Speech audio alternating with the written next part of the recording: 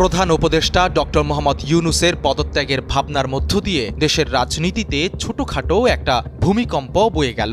অবশ্য সেই কম্পন মিলিয়ে যেতেও সময় লাগেনি। অন্যান্য উপদেষ্টা এবং রাজনৈতিক দলগুলোর তৎপরতায় পদত্যাগের সিদ্ধান্ত থেকে সরে এসেছেন ডক্টর মোহাম্মদ ইউনূস। প্রায় ২৪ ঘণ্টার উত্তপ্ত পরিস্থিতির পর দেশের রাজনীতিতে বয়ে গেছে ঠান্ডা বাতাস।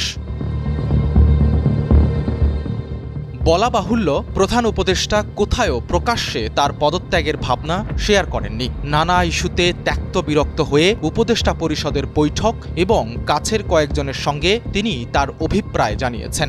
এরপরেই বিদ্যুৎ গতিতে বিষয়টা বাইরে চলে আসে। একইভাবে পদত্যাগের চিন্তা থেকে সরে আসার ক্ষেত্রে কয়েকটি শর্তের কথাও রুদ্ধদ্বার বৈঠকে সংশ্লিষ্টদের জানিয়ে দিয়েছেন তিনি।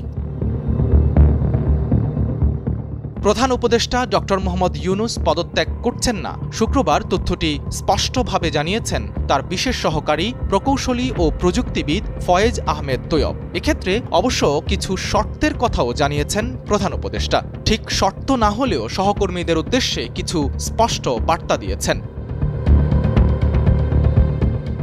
ডক্টর মোহাম্মদ ইউনূস জানিয়ে দিয়েছেন, উপদেষ্টাদের আরও তৎপর হতে হবে। এর মধ্য দিয়ে ক্যাবিনেটকে গতিশীল করতে হবে। উপদেষ্টাদের এমনভাবে কাজ করতে বলেছেন যেন পরিবর্তনটা দৃশ্যমান হয়, মানুষ যেন অগ্রগতিটা বুঝতে পারে, কিংবা দৃশ্যমান অগ্রগতি জনতার সামনে উপস্থাপন করতে হবে এবং এ ব্যাপারে কোনো দ্বিমত থাকতে পারবে না। সব মিলিয়ে ক্যাবিনেট সদস্যদের তৎপরতা বাড়ানোর নির্দেশ দিয়েছেন তিনি। রাজনৈতিক দলগুলোর সঙ্গে নিবিড় যোগাযোগের ওপর গুরুত্ব আরোপ করেছেন প্রধান উপদেষ্টা। তিনি রাজনৈতিক দলগুলোর সঙ্গে নিয়মিত বসা এবং বিভিন্ন বিষয়ে মত বিনিময়ের ইচ্ছা ব্যক্ত করেছেন।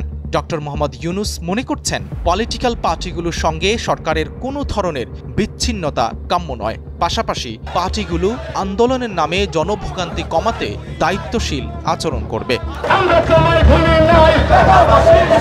প্রধান উপদেষ্টার তৃতীয় শর্তটি তাৎপর্যপূর্ণ। তিনি মনে করেন, সেনাবাহিনীকে রাজনীতিতে নাক গলানো বন্ধ করতে হবে। ডিসেম্বরের মধ্যে নির্বাচনের বক্তব্যে ডক্টর ইউনূস কিছুটা বিরক্ত হয়েছেন, যা বলাই বাহুল্য। তবে সেনাবাহিনীকে তাদের প্রাপ্য সম্মান বুঝিয়ে দিতে হবে। সেনাবাহিনী প্রশ্নে হুট করে কিছু করা যাবে না বা হঠকারী কিছু করা যাবে না। জুলাই অভ্যুত্থানের পর আইনশৃঙ্খলা রক্ষায় সেনাবাহিনীর প্রশংসাও করেছেন ডক্টর মোহাম্মদ ইউনূস। দেশের সকল রাজনৈতিক দল ও পক্ষকে সহনশীল আচরণ করার অনুরোধ করেছেন প্রধান উপদেষ্টা ডক্টর মোহাম্মদ ইউনূস। একই সঙ্গে আন্দোলনের নামে নৈরাজ্য বন্ধ করার অনুরোধ করেছেন।